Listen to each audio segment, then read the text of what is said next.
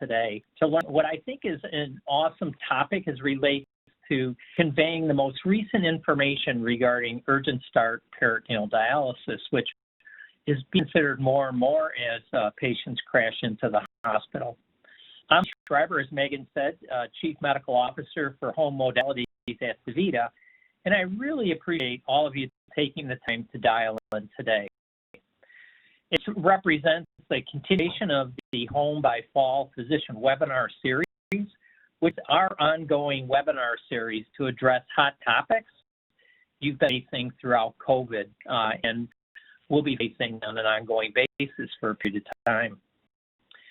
Note that if you just dialed in, we're also on a WebEx, sharing slides and video. I'll be sending out a recap with links to the recording and slides later this week.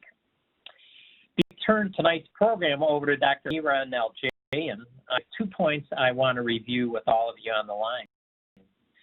Number one is that CMS clarified the QIP requirements for resuming the PD-KT over-V adequacy metric late last week.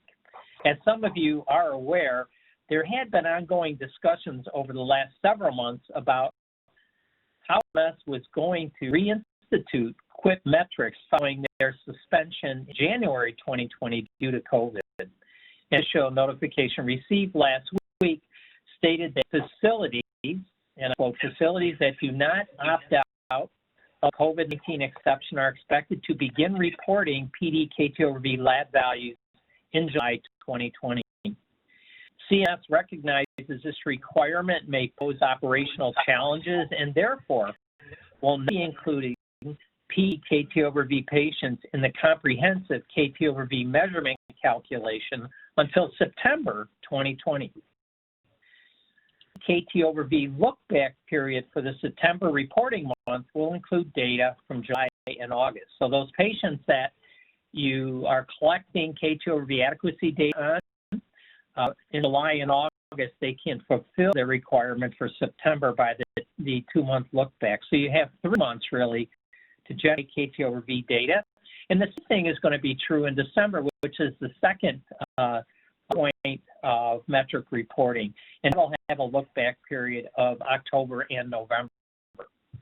On a call with CMS this week in the Home Alliance, and it became very clear that CMS is really listening to the nephrology community. In no way did they want to impart any hardship on their patients or teammates, and they really did not want to increase any risk to patients that were in high COVID areas. So I think that they came up with a solution, and that we have values that will be due in September with a 2-month look back, either July or August, and then again in December for PD-KT over V. One point I really just wanted to quickly cover was that it's seemingly impossible, I think, to pick whether or not there will be a second surge. Now is the time to begin planning for the next 6 months. And I know we're super busy. There's a lot we're involved in. Our lives have changed. Our practices have changed. Planning, in my mind, is going to be critical. I urge you to begin discussing with your patients and surgeons to proceed with either PD or HHD access placement planning.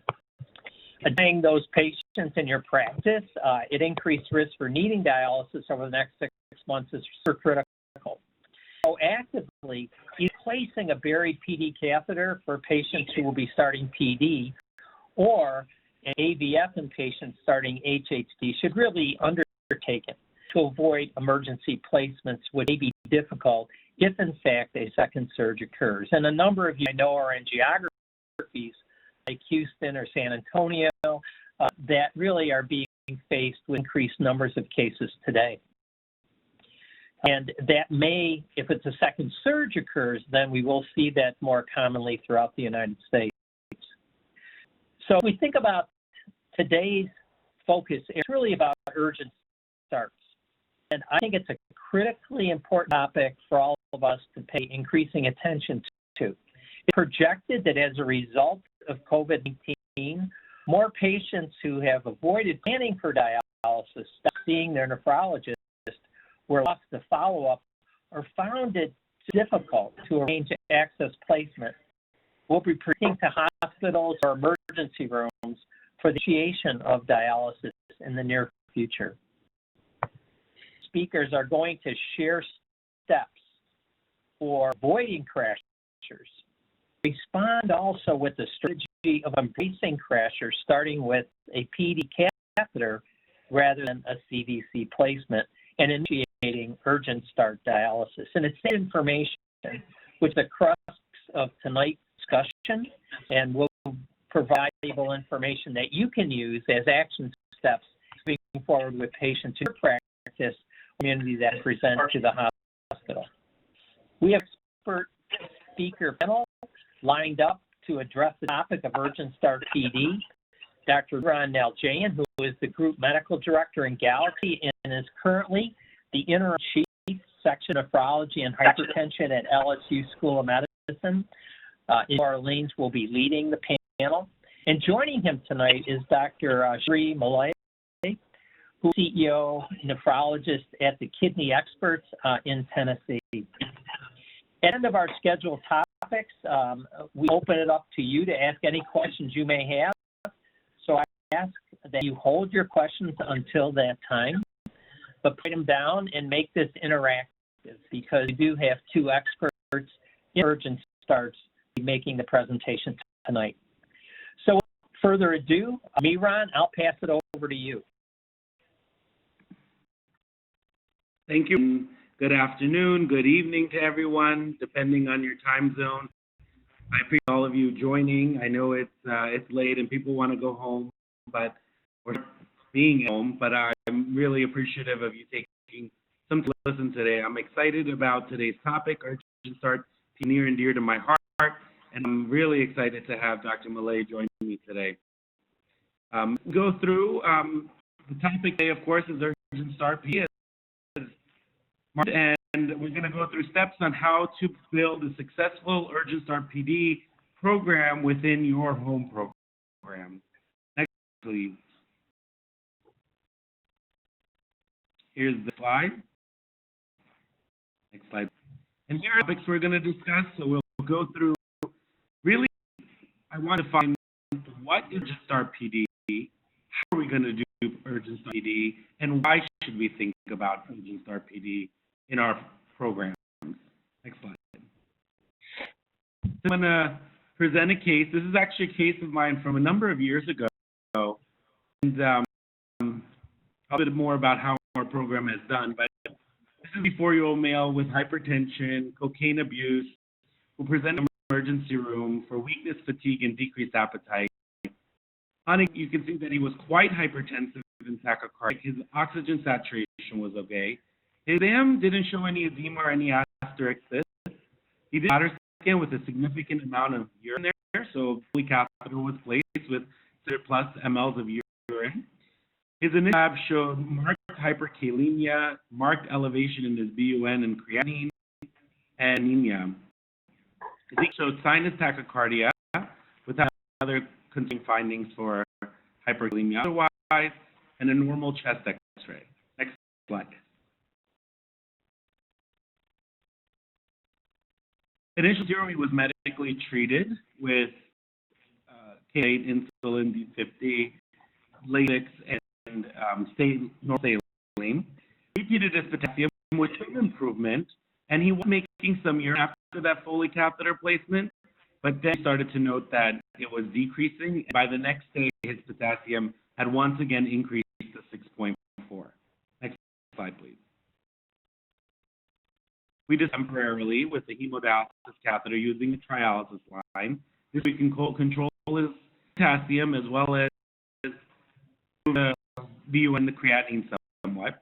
His urine output did improve to greater than 1 liter a day. We ultrasounded him and we found small echogenic kidneys consistent with renal disease. And based on all of his lab values, this found and thought to be progressive CKD that had led to ESRD, and the patient had just not had no follow-up. And the diagnosis of end-stage kidney disease made. Next slide, please. The options were at the time. So Either we can remove the catheter and send him and hope that he follows up in clinic, although not that safe doing that. We place a tunnel line, place him in a patient dialysis unit, and then work up the process from there. We can place a tunnel line, place a fistula if the surgeons are able to do so, and an outpatient HD unit. We can put a tunnel line and place a PD catheter and discharge him, or we can place a PD catheter and send to PD for urgent start PD while removing the temporary catheter. And the urgent start program, the option B and option C would have been the only options we would have had. But we have an urgent start program. We're able to do option D. Next slide, please. And so, a patient received the PD catheter, was discharged after his PD catheter placement the next day, and then started on outpatient urgent start PD successfully. Was dialyzed as an outpatient for quite some time on PD. This case isn't something unique. I think every one of us has seen this, where patients are dialysis and they have no idea that they're going to need to start dialysis during this hospitalization. Actually, saw a patient today with the same thing, BUN in the 150s, creatinine 77. So this happens all the time. And what strikes me most is that number that's on the left of this slide. 80% of new starts in this country start with a CVC. This is despite fistula first. This is despite education. This is despite everything that we do. U.S. knows that 80% of our patients start with a catheter. And this is actually, data has similar numbers as well. So this is something that we really must work on as nephrologists and nephrology community. And 2/3 of patients who start dialysis hadn't actually established care with a nephrologist. So this is really where these crashers are coming from, and really haven't had much education or planning. Next slide, please.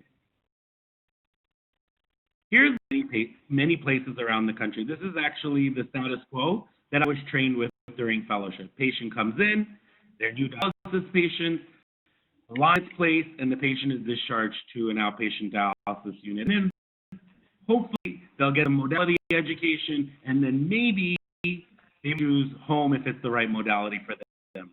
But I want you to think something different. Next slide. I want you to think we change that status quo and using urgent start PD within your program.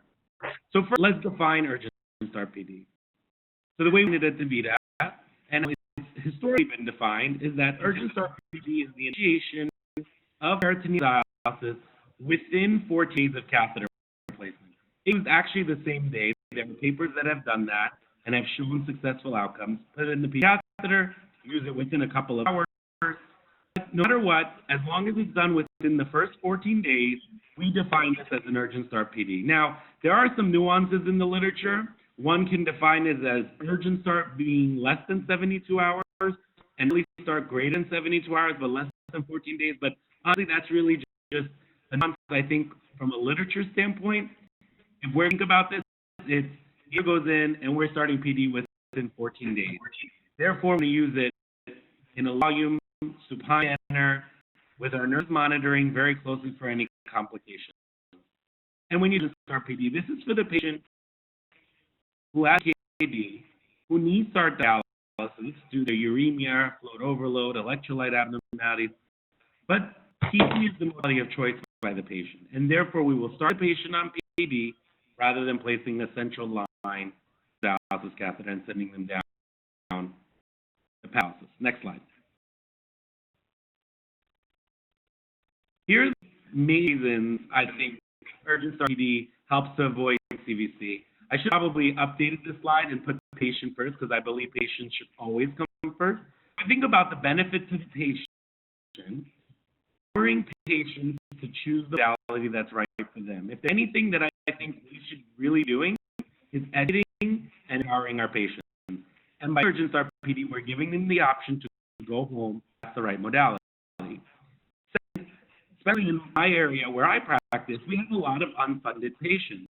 And by placing PD catheter and starting training the same month, care, where it starts on the day the PD catheter was placed.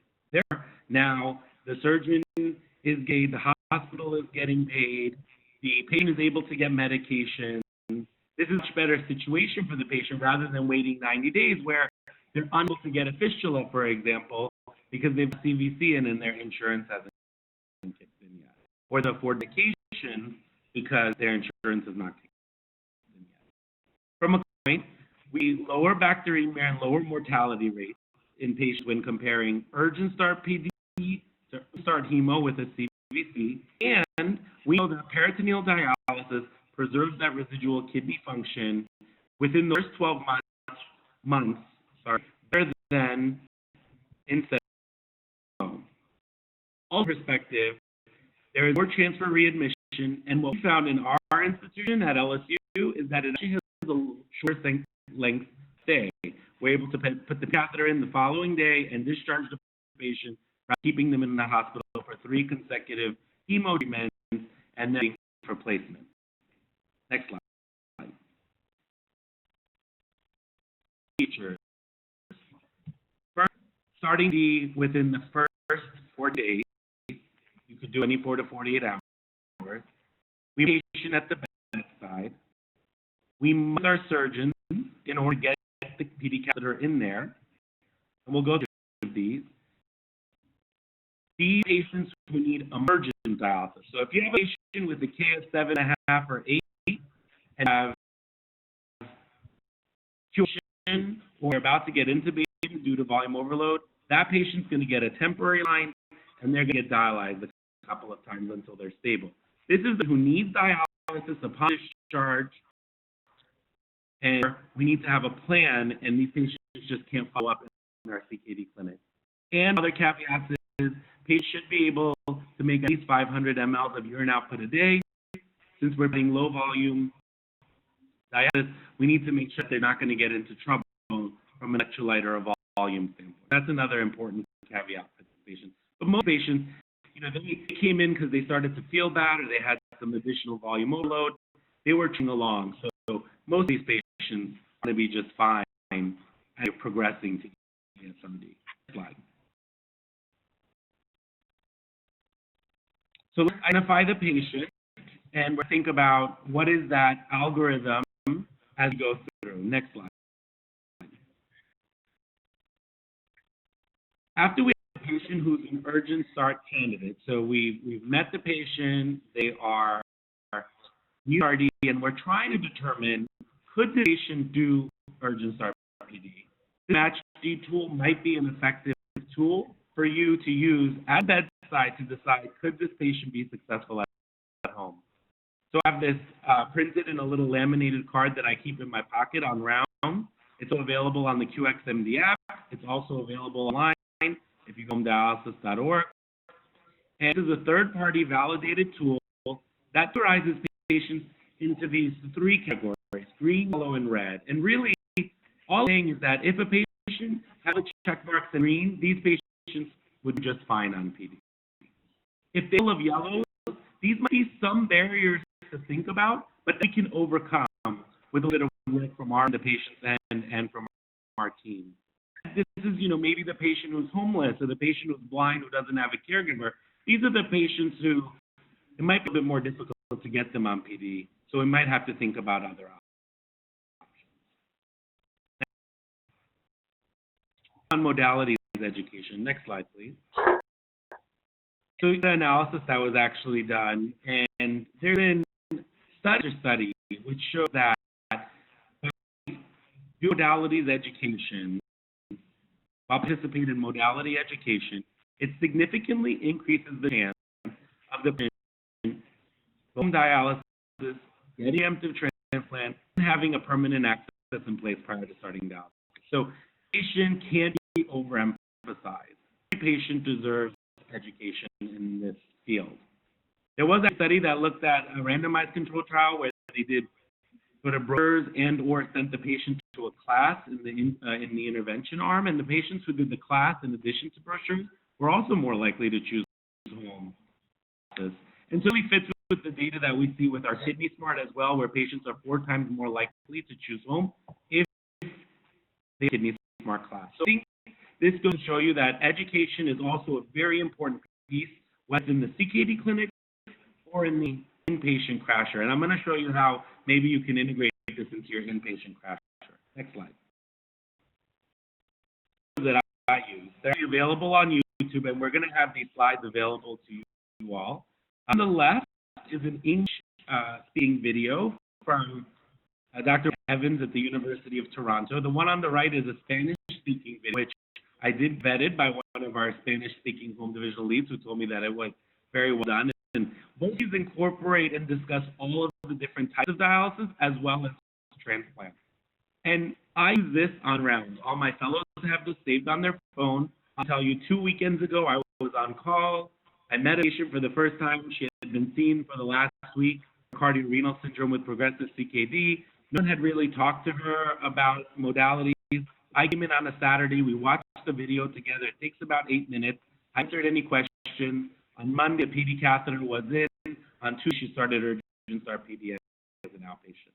So I would say if this video is seen 7 times out of 10, more or less, our patient has chosen home. So it's a very easy, simple, either on the patient's smart device or your own or an iPad or the laptops in the hospital. Any of them can be used and very easy to do at the bedside. Next slide. Talk about the catheter. Next slide. So this is an interdisciplinary team that's necessary for this to be successful. You can see here that there are multiple people that should be part of this, but I'm going to focus a little bit on the hospital administration and the surgeon piece here. Next slide. Surgeons are a very, very important part of this process. So you identify a surgeon at the hospital who's willing to place a PD catheter within 24 or 48 hours. If you're a hospital where a surgeon is not available, an interventionalist doing this, either IR or IN, can be just as good. And there have been studies that have shown the outcome differences between percutaneous and surgical approach, and there isn't any significant difference. I mean, of course, if you have a surgeon who's doing laparoscopic and following all the best demonstrated practices and advanced laparoscopic techniques, this is the most ideal situation. But most patients, if surgery access is slim, percutaneous would be completely acceptable. Next slide. Directors and practicing nephrologists, and even the teammates on the phone, we own that relationship with the surgeon. We've got to meet with the hospital administration. We've got to meet with the case managers. We've got to meet with the CFO. We've got to explain to them what are the benefits of doing this, I've already discussed earlier, and help decrease the admission and certain length of stay and decrease infections in our patients. And working with the surgeons to understand why this is so important, why it's such a benefit to our patients. And so I think this process is teamwork between the nephrologist and local operations team to identify hospitals where we can start urgent start program. Next slide. Next slide. Like I said, we're going to do low volume supine dialysis. You need about 1.5 nurses to be able to do this. You need a chair that essentially can go pretty supine. It can be done either via cycle or manual exchanges. And really the patient is there about 4 to 7 hours 3 times a week. And we actually have urgent playbook that has the prescription, the outline. Many of our nurses are familiar with this. So it doesn't require an entire new process from a nephrologist perspective. The prescription is based on all the published literature that's available to help minimize any complications. And so these things. And so if you speak to your home program manager or your home divisional lead and say, hey, I want to have an urgent start program and within my program, it's doable as long as the support mechanisms are in place. Here's what's very similar to what's in the urgent start playbook. This is going to be your cycler-based regimen. Low volume, based on ESA, supine 3 to 5 days a week, and after a week you double that volume, and after 2 weeks that catheter is healed, patient completes training and goes home. And the concentration that's being used is based on the patient's volume. So this is pretty standardized across all centers and all programs. Next slide. This is a prescription. So most urgent start programs will initiate the PD as an outpatient. That's how we do it at LSU. Catheter goes in and patient is discharged the same day. The following day they start PD. Some like to start their patients as an inpatient, or maybe the patient still has a couple things that need to be sorted out in the hospital. So you could do this in the hospital with 12 hours of cycler since the patient's already in there. And here down for prescriptions to be used in public insurance. Next slide. This is what LSU. So I decided I was going to start an urgent start program. I wanted to do manual exchanges, not cycler. The way I saw it was I was going to do this from a research perspective, and I was going to learn from it, and as were my fellows. And we did manual exchanges. You, again, use low volume, just like the cycler, and we did 2 to 3 exchanges, 3 to 5 days a week, depending on patient symptoms. And after 1 week, we doubled the volume to 2 weeks. They were ready to go home. And I'm sure patients had some residual function in order to be successful. Next slide. One of the lot from folks ask, what are the major complications? Everyone is really scared of leaks. Here you can see a study. This was published out of Singapore, 922 patients. The number of leaks was actually exceeding small, only 3 leaks here. Hernias were actually a lot more common. Actually, this is if you have a surgeon who's not correcting the hernia at the time of PD catheter placement. Very, very uncommon as long as you follow the low volume supine. And even if they occur, they're relatively easily treated. You hold PD about 5 to 7 days. You make sure there are no issues. You check labs once or twice during that time. Make sure that they're still stable. And you resume low volume supine PD without problem. And how we've done in our program. Next slide. In order to patients, the number one thing that you can do as the nephrologist caring for this patient is make sure that this patient has tons of stool salt. So before PD catheter, after they get their PD catheter, after they're in your program, these need to be pooping at least once or twice a day. So make sure that I give my patients prescriptions for Colace, Mirac, and lactulose to make sure they're not having any problems with constipation, especially after anesthesia or medication use. All patients receive perioperative antibiotics at the PD catheter placement, and we should have conversations with the patients around, with the surgeons around no sutures at the exit site and appropriate bandages and dressings in place. The patient goes to the dialysis unit the following day. Our nurses can ensure the dress blood, we can change it when it's time, and all that is being taken care of. But that requires a feedback loop between us as nephrologists, our nurses, with our surgeons. Next slide. That was published by Ghaffari. This was a number of years ago now. Basically, it's essentially what we talked about. Patient comes in, when that they're now new ESRD, we're going to educate them. If they need emergency dialysis, go ahead and drop the dialysis line and dialyze them so they're able for the operating room. But still go ahead and educate them. Don't need emergency dialysis. Let's educate them. And then if they want to do PD and it's the right modality for them, let's put in the PD catheter, and then we can send them down to our outpatient unit and urgent start PD. Slide, please. Dr. Malay was going to discuss his experience and a case of his with urgent start PD. Dr. Malay, the floor is yours. Hey, Dr. Nalajaran.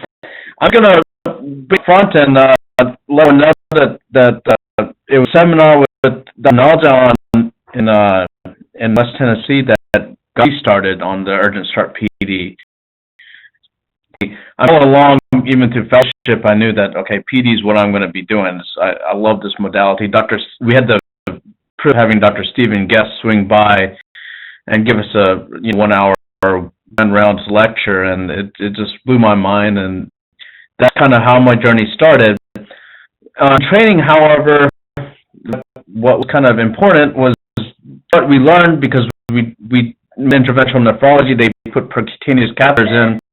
I was left with the impression that I've got to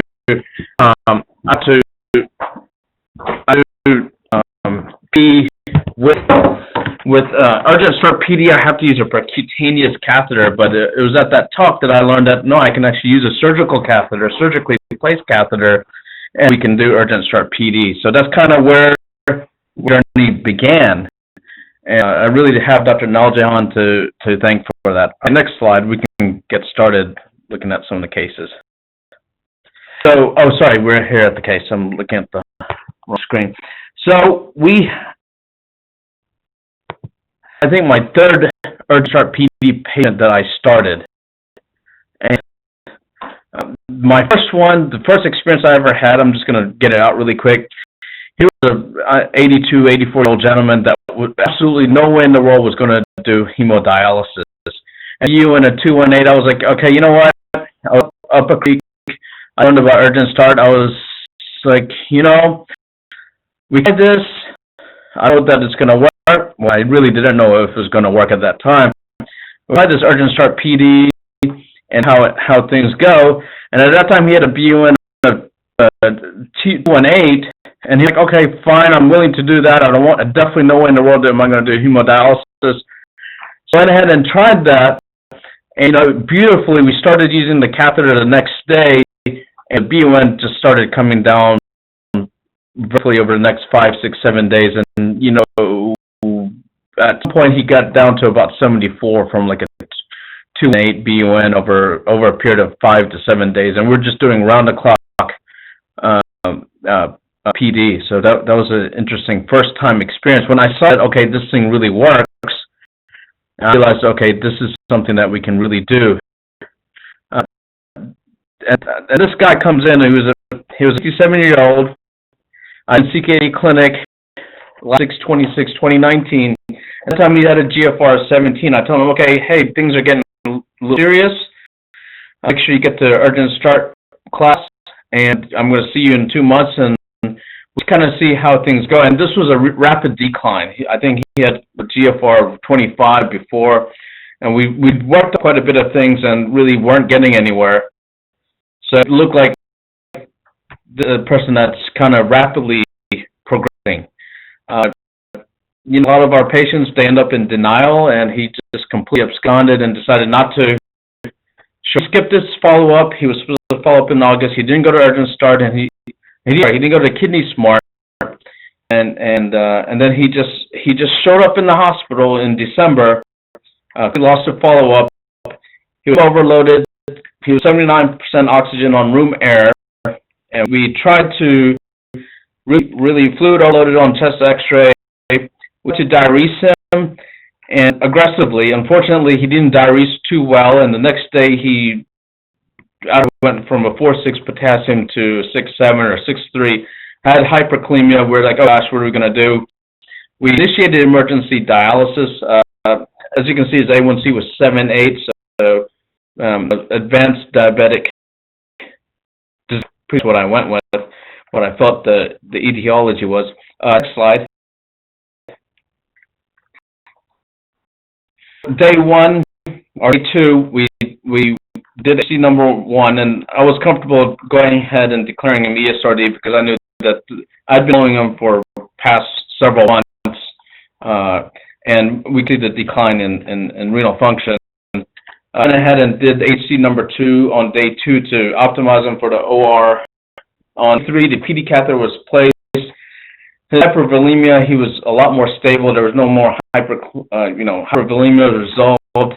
He was breathing comfortably. That it was okay, safe to discharge. So he discharged the next day on a Saturday. That's day 3 on day 4. Sorry, after the PD catheter was placed on a Friday. Went on a Saturday, and then we ended up starting urgent start on Tuesday. Urgent start, we started with low volumes, okay, just like the thing said. But the thing is, surgeon, even before we started urgent start PD, he did pre-sternals on everyone. That's kind of the advantage of having a pre-sternal, and we've done a lot of urgent start PD, and for the most part, they've hardly ever leaked, and I think the pre-sternal catheters make a big difference. I just happened to get lucky, so we started on a Tuesday. We set 500, but we rapidly increased the volume. I think we probably would have done 2 or 3 exchanges and rapidly increased it to 1 liter. And then by day 2 or 3, 1.2 liters. And we would do blood changes daily. We were using yellow solutions to try and get as much fluid off. So that's kind of some priorities that we had.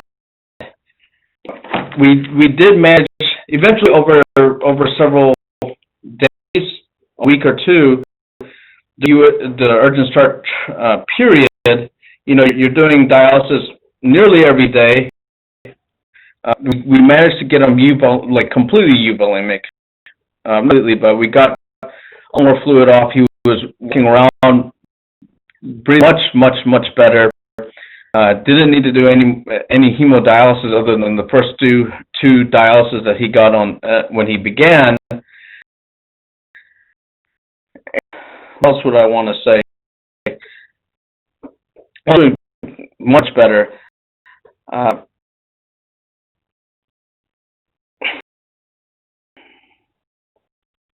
Okay, then we go to the next slide.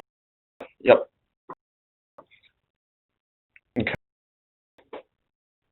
So I want to talk a little bit about available nursing support to handle urgent start PD. I mean, good communication is very important. So over the period that we've been there, we've been able to increase our home penetration from 10% to 16.3%, from 10% in December to 16.3% in May. I think right now we're really hovering around 20% home penetration, and the majority of that is PD. I got data back today that our urgent start PD rate is 26.9%. So I think that's a pretty interesting number. I was surprised that it was that high. I didn't realize that we were doing that much urgent start PD. But what has made a big difference is not just having appropriate support and enough nursing staff to support regular wards in addition to urgent start PDs. That's been important, but very communication, I think, with the leadership at DaVita, and that's been very, very helpful. I think that was very important. Identifying the surgeons to place the PD catheters using best demonstrated practices. I think DaVita played a very big role. We had a seminar in the area about a year ago, I would say. And I dragged my surgeon up there. I was like, hey, look, let's go. We'll go together. We got dinner. Dinner should be a good selling point. It works for all of us. It works for me. And you know, he came along. He saw the part where I've been on this guy. I was like, hey, let's not get a stitch. Let's not do a stitch. Let's not do a stitch. I don't know if you guys have surgeons, but it's like stitches. And even if they see another surgeon tell them, hey, not do a stitch, my guy still wants to do it. An Army surgeon, so I'm just working with the guy. What we were able to accomplish, though, is there's not a stitch at the exit site anymore. It's kind of far away from the exit site, so we kind of need a happy medium and a compromise. So we were able to adjust a little bit. Fortunately, not had catheter line infections. I do want to talk about that because we make sure there's exit site ointment every time. Go over hand hygiene with the patients, and I do an exit site eval during every monthly visit. I'm just throwing this out there because I came across information that the number one reason that people get is catheter line infections. So that was one of the things that I wanted to make sure. So I know I didn't address the surgeon best demonstrated practices. I'm hoping to tie it in. All right, hospital support. I think case management is very important. I go visit case management, end up visiting case management for any of our urgent start PD patients. First time 2 or 3 times, and the number of PD patients that we're pushing into the hospital required to come up like, hey, why are you doing so much PD? What's the reason? That really brought that an opportunity to kind of explain to the team, to case management, to the nurses on the floors, to the doctors that, hey, PD is good for all of these reasons. It preserves residual renal function. I know I'm preaching to the choir, but I just, the whole slew of information to survival advantage. We can't lie about it. We can't just make things up, but there's no data that categorically says that PD is better than AD, so we can't go out and say that, but there are things that we can say that it preserves residual renal function. You're likely to get catheter line infections from a PD catheter than an HD tunnel catheter. So I can explain these informations with case management and hospital administration and other entities on the service, and it makes a big difference. The non-nephrologists, MDs, and the PAs and nurse practitioners, and everyone's really starting to get a good feel for things, and I think it makes a big difference. One interesting thing that we were able to work around, nursing homes in our area do not accept PD patients, but we were able to navigate, I think, 2 cases where they're doing acute rehab and use urgent start PD as the means of allowing them to be in the nursing home setting, do rehab, and do PD, because they were able to work the hours around so that they could get to the DaVita unit, train, and get back to rehab in time to get enough adequate hours. And a very interesting process right there. Identifying appropriate patients, I think this is a good point. I kind of have a mini checklist, my own checklist. I want to make sure everyone's A1C is less than 8, or if it's over 8, it's something that we can work with, that they can get to endocrinology or diabetologists. I talk about the room that they have at home. I just show them that you're going to need, I go to the corner of the room, I tell them you're going to need about much room to store your supplies, and I go to the corner of the room. And an interesting one that came up is education. We want to make sure that they're capable of doing it. And this up because I unknowingly had an illiterate patient and PD. It was very dignified. I did not even realize that this person does not know how to read and write. And my PD nurse, she herself did not realize that this patient was not able to read and write until, a day later of her, and then she realized, oh, she's not able to. So people can but then you want it even occur to you. So it was after that experience. By the way, that patient is doing very well, and it's just an interesting case to have. But that experience, I just started doing research and listening, and I happened to catch one of Dr. Schreider's talks. It's a DaVita talk where he says that you want someone to have at least a 5th grade education. So that was an interesting thing that I learned and picked up. So I try and find, hey, what grade school did you pick up? If it's most people, a lot of people are high school or 5th grade or 8th, 9th, 10th grade. That's where I got a GED and so forth. So those things work. And I don't plan intending to have another literate person trained, but I do know that it is possible, and that's probably an interesting case to write up. And the other thing I look for is pets. And we talk about, hey, can you keep the pet out of the room when you connect and disconnect? These are kind of things that I had to run through as I was learning. The other important thing about identifying appropriate patients is, one that I've looked at is patients that are on the verge of starting dialysis. If you don't want to start dialysis, what happens is they leave the hospital and they're right back in 2 weeks later. They're in the hospital again, and they're right back in 2, 3, 4 weeks later. There's repeat hospital admissions. Some patients have been ones that I'm not happy. I don't want them to start hemodialysis because this doesn't feel right. And we do a lot of incremental PD. So some of these patients, they're anemic. They got our classic of kidney failure that they need some sort of replacement therapy. They're anemic. They got bad blood pressure control, mineral bone disease, elevated PTH. So we have all these signs of almost ESRD, or basically signs of ESRD is not just the creatinine clearance, and I had to do a 24-hour urea clearance, not a creatinine clearance, but the urea clearance to kind of get a gauge of where their real renal function is. Our KT over V's are actually based on the urea clearance, not the creatinine clearance. So learning all of this has been very interesting. And if we kind of find that all the pieces kind of match, or some of the candidates that I see are good PD patients, and we end up doing a lot more. We have incremental PD. We don't just start with the standard formula of 8 hours, 4 exchanges, 2 hours. Now we doing quite a bit of manual, and then as the needs increase, switch over to the cycler.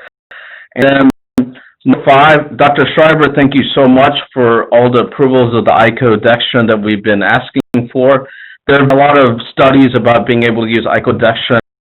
Haven't gone to using it as a single dwell, haven't tried that yet, but it's very good for keeping people down at a target weight, and then I try and stick to use much 1.5% solution as possible, just countering that with the crowd. All right, next slide.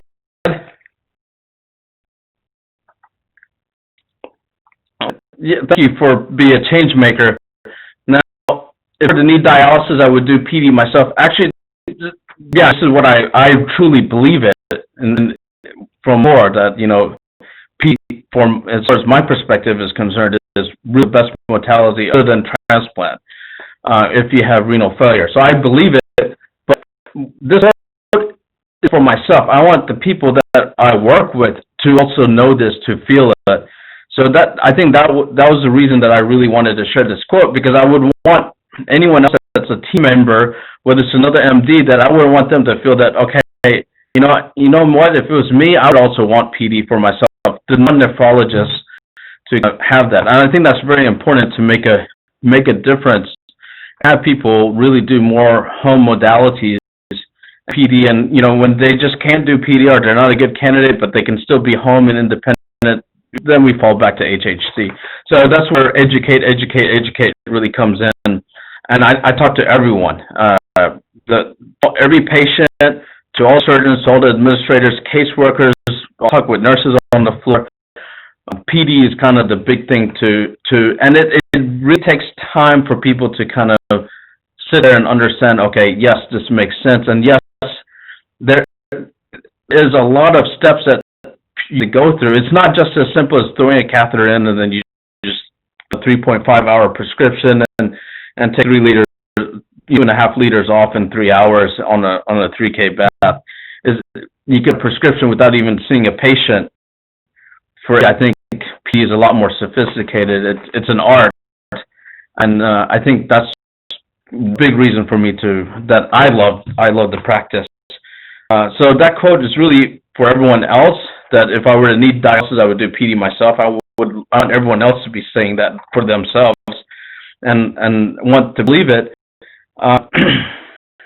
And, you know, the big reason to do PD is there's a 2-year survival advantage. I came across that along the road. And there's residual renal function. I see the way people look after PD. They look better. I see the way patients look when they start HT. Some of them look better, but a lot of them don't look. They're getting blood sucked out of them, which literally is happening. Do you want to jump on what Dr. Naljan said earlier about home modalities education? It made such a big difference in our practice. After someone to home modalities education, they come back to me and they tell me, hey, when it's my turn to start dialysis, I want to do PD. Home modalities education does all the work. It saves me a lot of time, let me put it that way. And it made a big difference for us. So I really appreciate the Kidney Smart team. It makes a big deal, big difference. Another important thing that a little bit of psychology involved. I'm just sharing this with you guys. In my mind, PD is a little more natural. Instead of calling it PD or peritoneal dialysis, which is kind of a really foreign word for a layman, I just said tummy dialysis. And then, this is fair or not fair, but when I talk about hemodialysis, I don't say hemodialysis, I say dialysis, because there's involved. Not that there's not a cycler involved in PD, but I put machine dialysis. So we got tummy dialysis on one hand, and then we got machine dialysis on another. And I just set things up psychologically in the right frame from the beginning, because P is more physiologic. It's actually, it is natural, while hemus, well, we can know how that is. So I think this is my last slide. I'm available by email. Anyone can feel free to email me at sri.muley@thekidneyexperts.com. I think it's an earlier slide. I'd love to answer questions. If anything comes with any of y'all, that would be great. That video is amazing. The one that Dr. Naljahan mentioned, we printed it out on a card we made. That's go.thekidneyexperts.com/options. If you plug it in, it takes you straight to that YouTube video. And I printed it out on a card, and I handed it out to patients, and even picked up 2 tablets, not expensive tablets, that we keep in the dialysis units in the acute setting or in the hospital.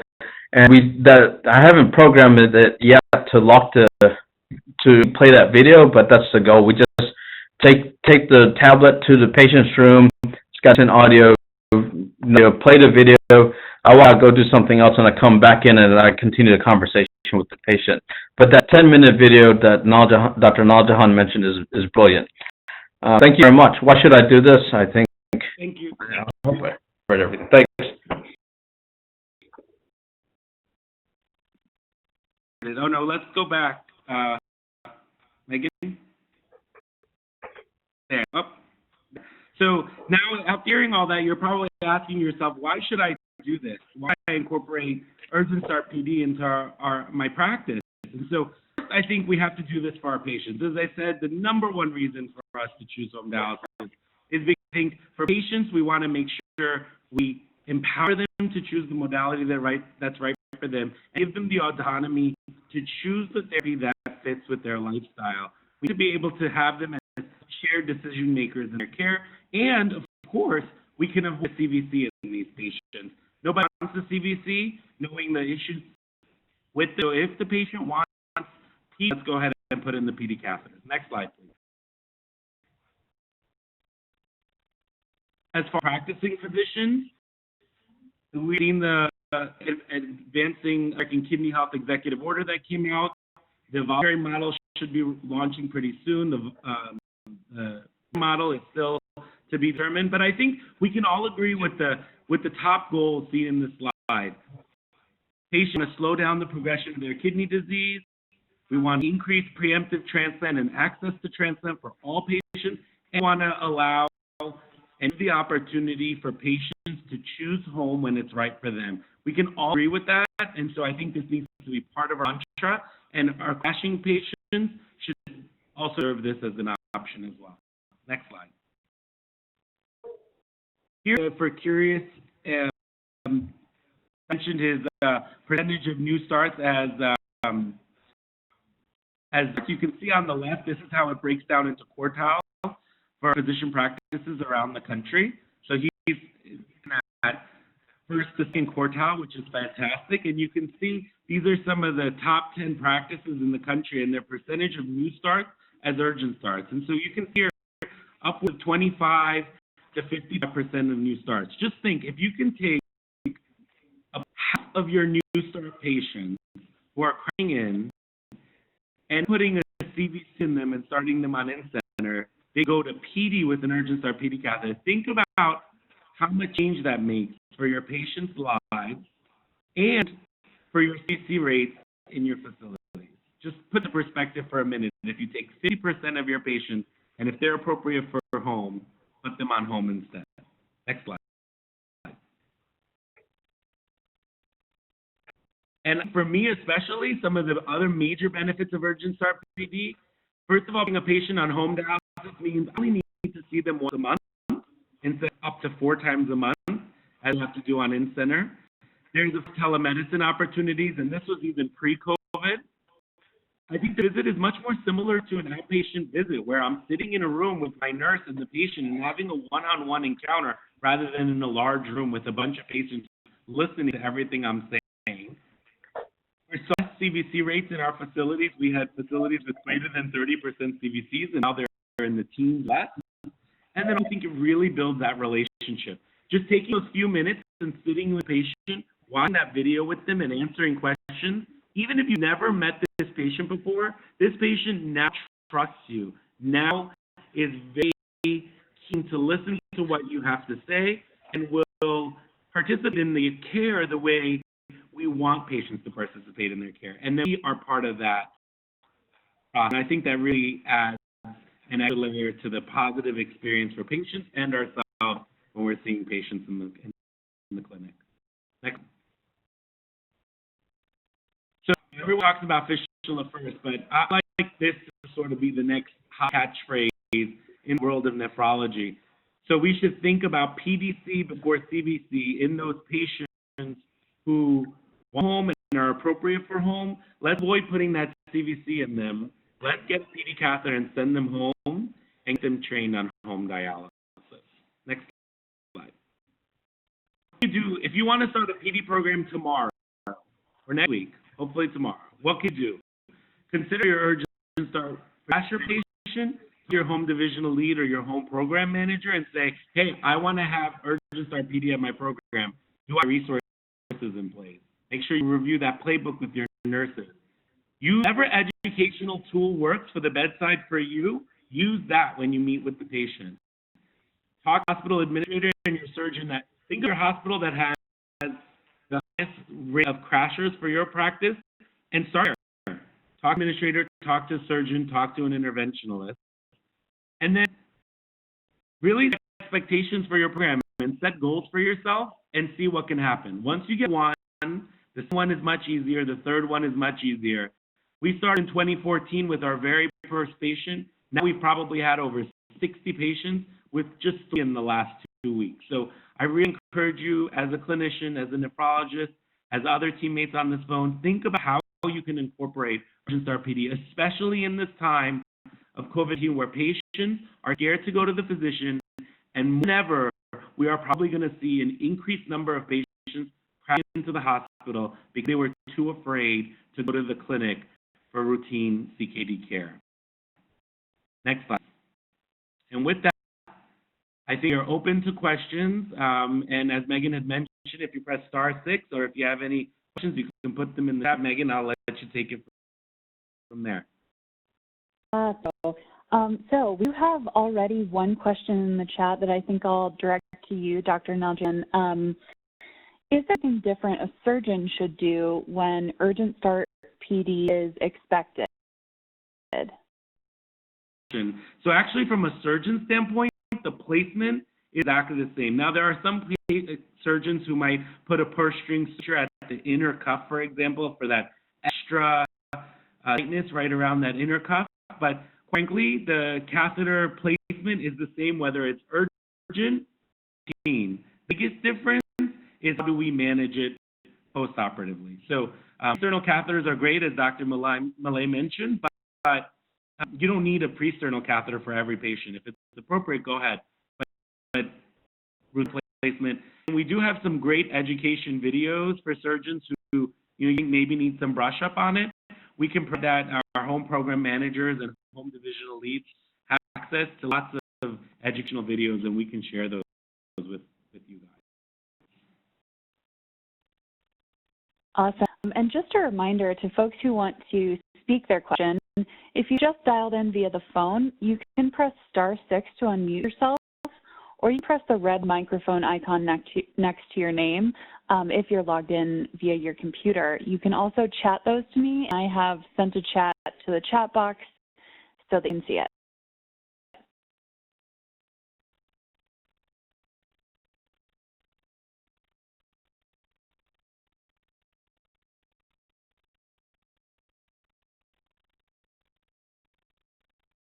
Got a comment, actually, that I think might be helpful for this group. Things we have learned from issues arising from a lack of a pre-home visit. Do you have running water? Do you have electricity? Do you have steps to the domicile? All of these have occurred in our program. I thought that might be useful to maybe opine on for you. It's a great point, and these are questions I think we need to think about. The MatchD tool can help with some of those, not all of those, but it does help with some of them. I'll say from a personal anecdote,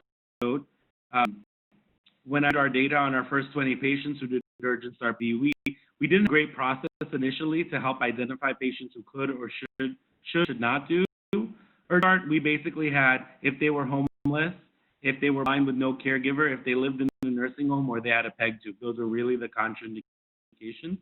But one of my patients after 1 year, the first 20 patients stayed on PD. The one that didn't, when we finished his urgent start and we did his training and we were about to send his product home, we asked him, where do you want us to send your stuff? And he's, oh wait, no. I'm still living on my daughter's couch. I thought that, not only would I get insurance, but you guys would also get me an apartment. So we didn't quite ask him what was his. We knew he was staying in a house. We just didn't realize it was in a house where he couldn't do this. So I think this really taught us how to ask some of those specific questions around, do they have all the stuff they need at home? So we've got another question. My biggest obstacle is that there is no surgeon at our local hospital willing to place a PD catheter, so when a patient crashes, a CVC is the only option. What is the best way to encourage surgeons to become willing to place PD catheters? This is really a great question. So one is, if you have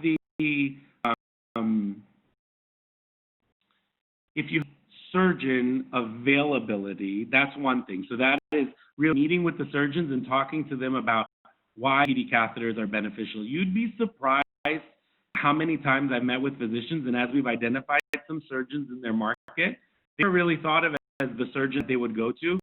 Think of surgeons outside of just the vascular surgeons that we work with closely. Think of general surgeons. Think about bariatric surgeons. Bariatric surgeons who play PD catheters and around the country. Think about trauma surgeons. There's actually a trauma surgeon in the Dallas market now placing PD catheters. So just having that conversation, taking the initiative as the medical director, having that conversation, I think is really valuable to just explain to them why PD is so beneficial for our patients and how they can help you support do that.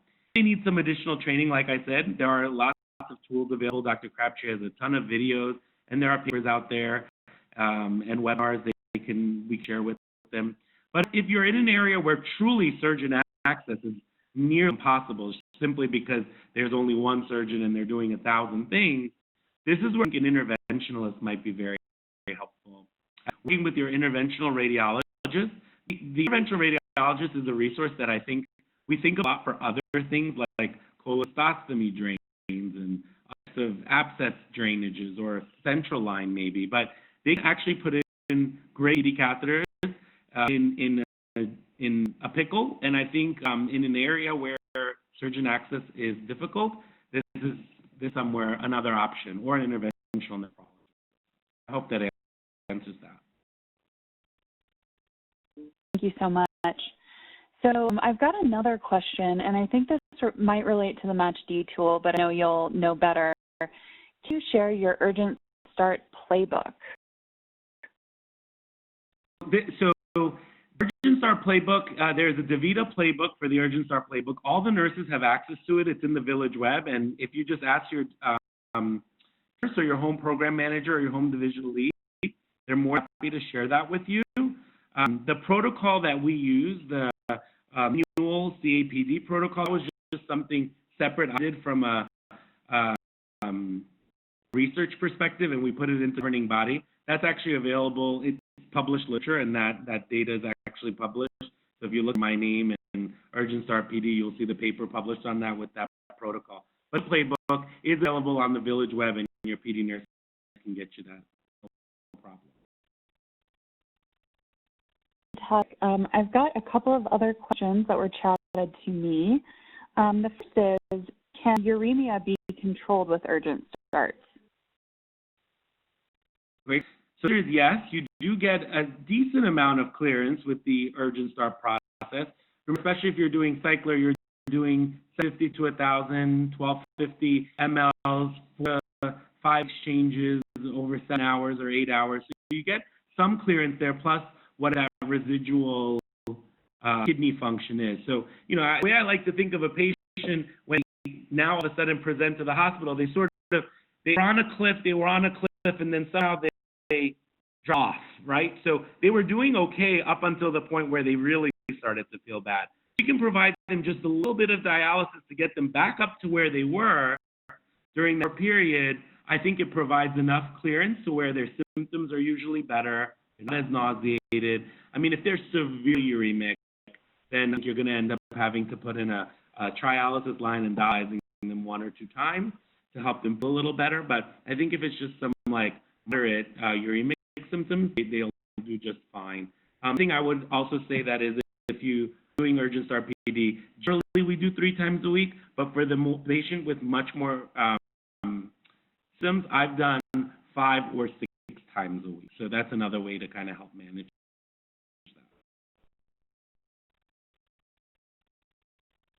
that. Another question, and up to Miran on whether you or another panelist answers this one. What is the risk of bacteremia with urgent start PD versus CVC? Great question. I actually paper on that. I can pull it up. In the meantime, if Marty or Mark has the numbers off the top of the head, they're welcome to chime in and give it. But I actually pulled this study because I knew this would come up.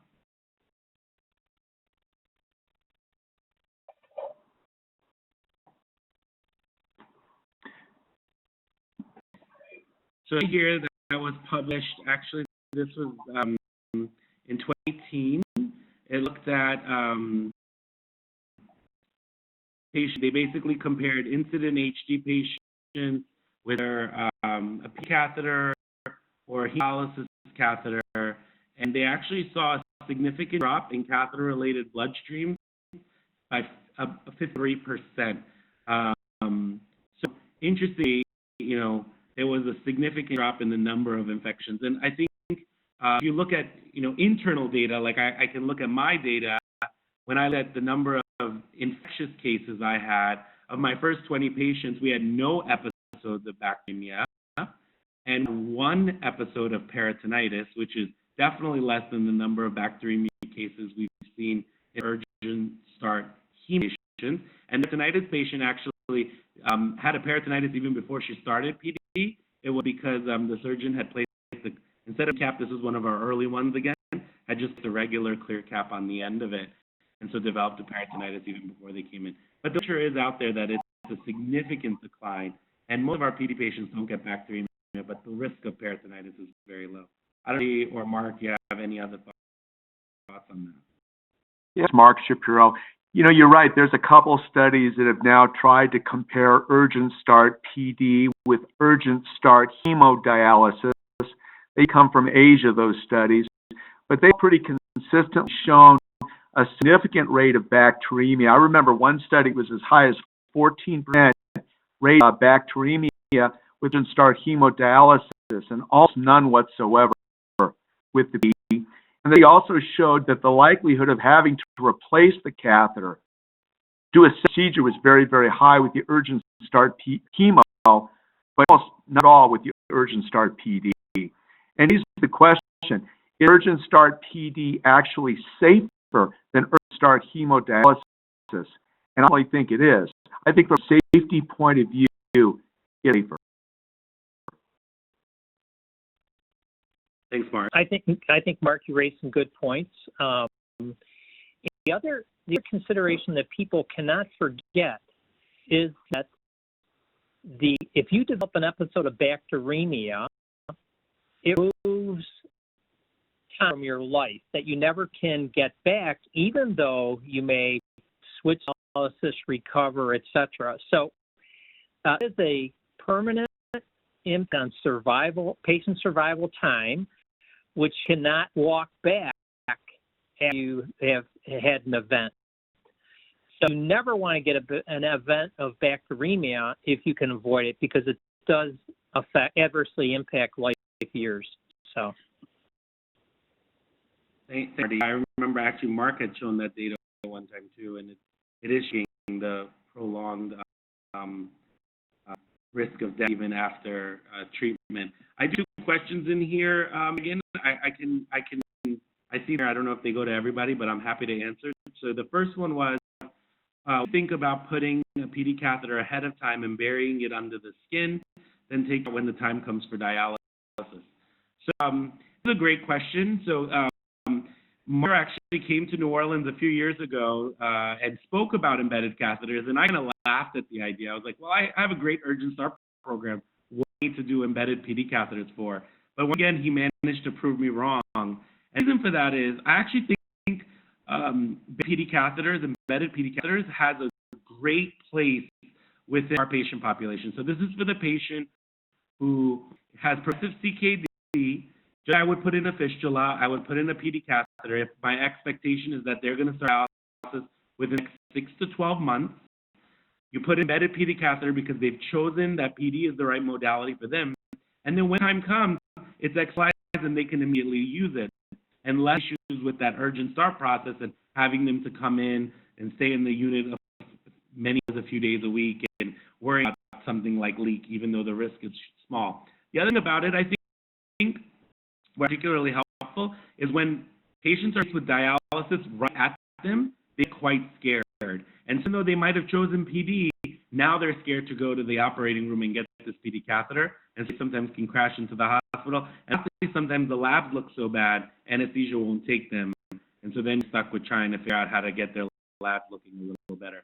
The other actually found it really helpful right now during COVID-19 is that with the difficulty of getting patients catheters in New Orleans, we really struggled getting all types of vascular access or any type of dialysis access. Right now, where we're able to get elective procedures in, if the patient is chosen PD and looks like they might need dialysis in the next 6 to 12 months, I'm referring them for embedded PD catheters now. In case we have a second wave, the catheter, should I be needing it, is ready to be used full volume if and when the time comes. So I absolutely think there is benefit to it, and I stand corrected after Mark gave that talk here in New Orleans. Also a second question here. Please comment on offering PD on the morbidly obese patient utilizing a pre-sternal PD catheter. Also a great comment and a question. We patients with pre-sternal catheters, some of the parts of the country actually use them exclusively. Dr. Malay, you said you actually use them pretty exclusively. I think using a pre-sternal catheter is great, especially for the morbidly obese patient. Data that shows morbidly obese patients can do well on PD, particularly when they have that residual kidney function. So place PD catheter in the pre-sternal makes it a lot easier for them to see it, much easier for them to clean it, and also it's a nice taut area of the skin, and so it works really well. And we've done this, I think we have 3 or 4 patients now in our program with sternal catheters, and they're doing great. Thank you. I have a question from Vishal. Vishal, I'm going to unmute you, and you are welcome to ask your question now. Sure. Everyone, thank you very much. This is Vishal Ratkankar from Atlanta. Thank you. This is a very opportune kind of because we ended up starting our very first urgent start patient week. In fact, I had the first treatment today. So just wanted to share some experience there. And it was a fantastic talk from all of you. Learned quite a bit. So the one that I felt where I would have preferred a little differently was some kind of a backup in the hospital itself. There are with get patient out. I think my nerves are settled because I safely reached the PD clinic to give the first treatment there. But lack of support in the hospital side for this is what I think collectively we as nephrologists did as the provider to look at, and any comments on that would be welcome. That's a really great, and I'll also let Marty weigh in on that.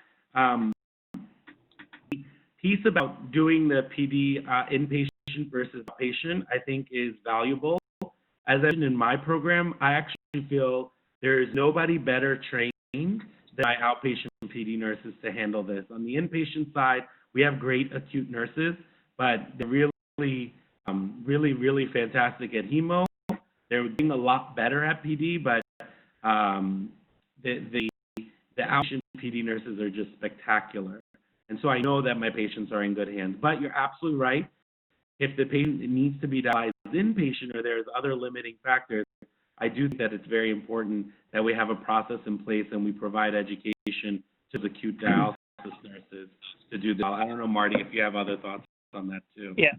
No, thanks, Miran. Thanks, Michelle. No, it's a great question. I mean, this whole issue about how do we upskill hospital staff to become more proficient in peritoneal dialysis is really critically important. And we have some constraints from CS in our ability to do that. But I do believe that working with the hospital administrators, working with the nursing, chief of nursing, tends to be extremely helpful. And then also one has to remember that hospitals which are being reviewed or credentialed by JCO. JCO is increasingly looking at how do we keep patients safe and how do we provide safe peritoneal dialysis in hospitals.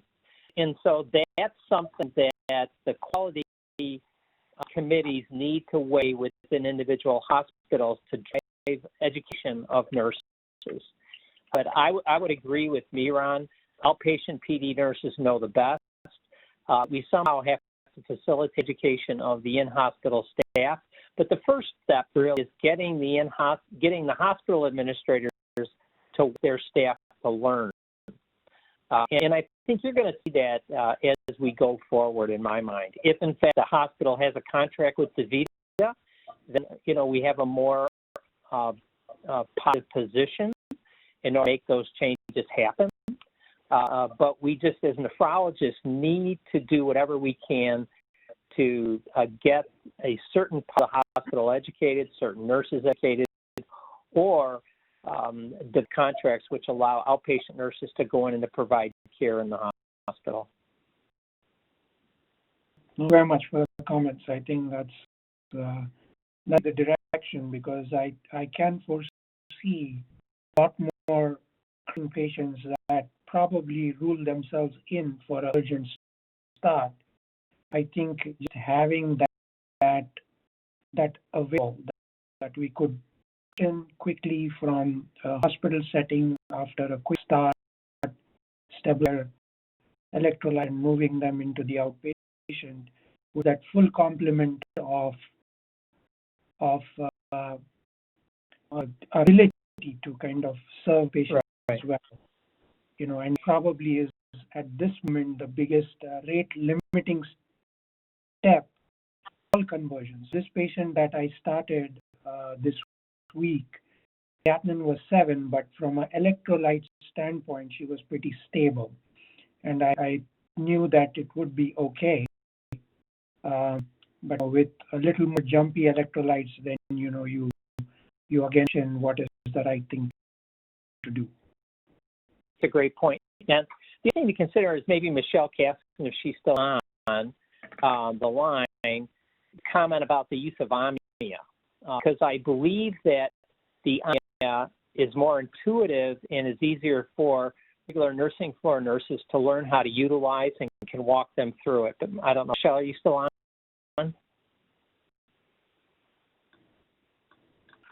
Not. But it is something to consider. So there is a Baxter Cycler Omnia, which people be thinking about relative to hospitals, especially hospitals that don't have significant experience.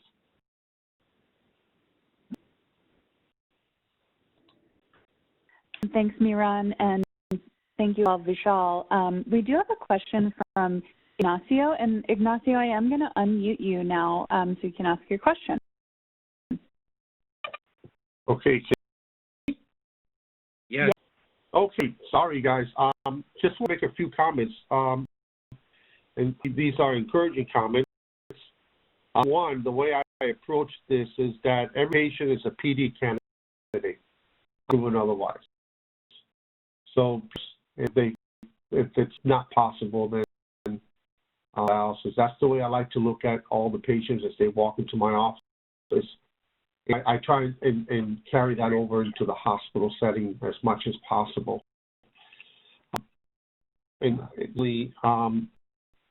some I've heard the comments that patients are blind.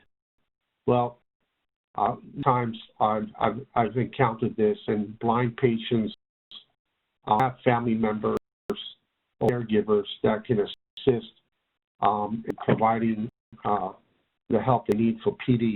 So the other patient who has a caregiver at home that needs some help, and they're not blind. So just because somebody is blind, it does not mean that they cannot get peritoneal dialysis at home. Third, and this is something that everyone has experienced, is the pleural leak. Pleural doesn't mean that you have to give up PD altogether. And as many will attest, and I age myself a little bit, is that back in the day, cyclists. When I started in my training, cyclists were around, but they were big machines, and they were cumbersome.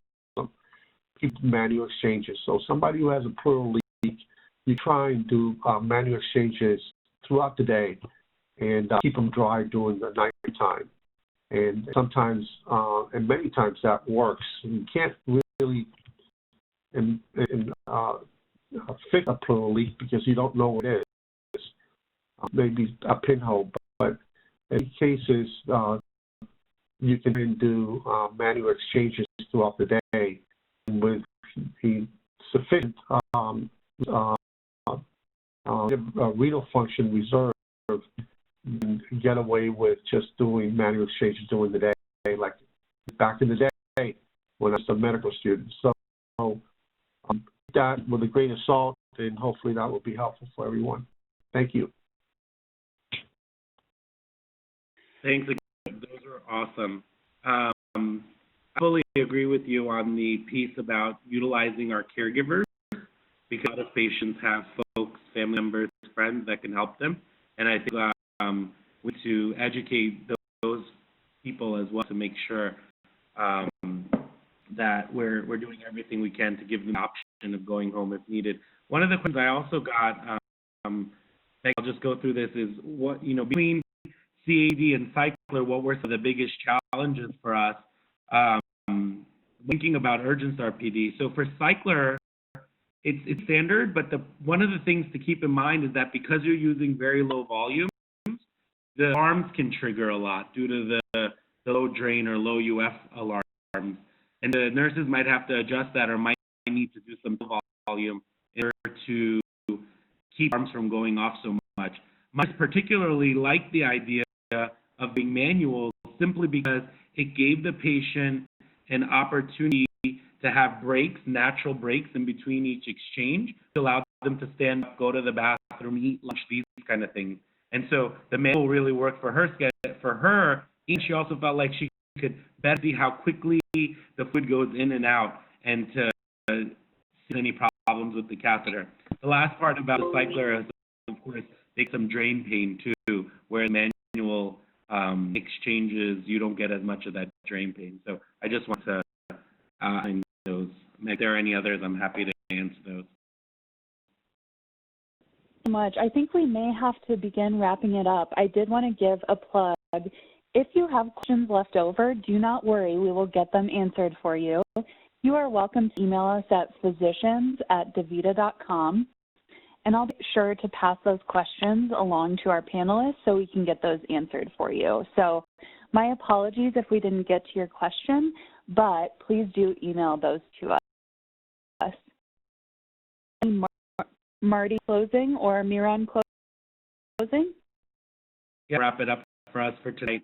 So I really just wanted to thank everyone for joining tonight, and especially Dr. Moulay for sharing his experiences with Urgent Start PD. As a reminder, we'll continue to have this webinar series with new topics every week. And this webinar will be on July 22nd, featuring peritoneal dialysis case-based sessions. So again, if you had a question that you didn't get answered tonight, please send an email to physicians@davita.com, and somebody will follow up with that. Have a great evening, stay safe, and thank you again. We look forward to seeing you on July 22nd. Have fun.